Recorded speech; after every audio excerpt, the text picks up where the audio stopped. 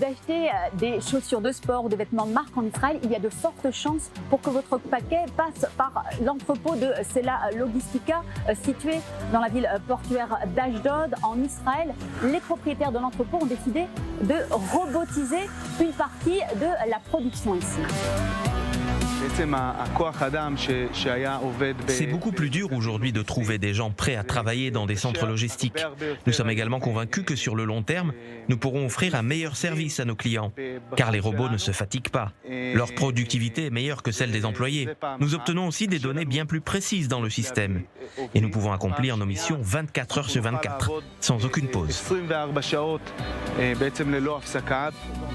L'entreprise Kaha Robotics, basée près de Haïfa, en Israël, a développé deux types de robots qui travaillent en synergie. Un robot élévateur qui descend et monte les paquets pour le petit robot, bien plus rapide, qui lui se saisit des colis et les apporte au point de livraison. Ici, on est dans le cœur du dépôt.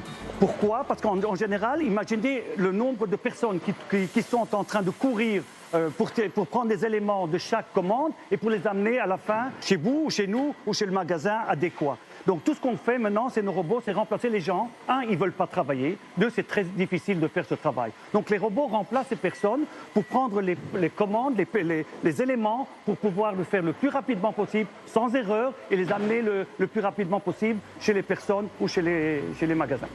Les robots peuvent être installés dans un entrepôt déjà existant de manière simple et rapide.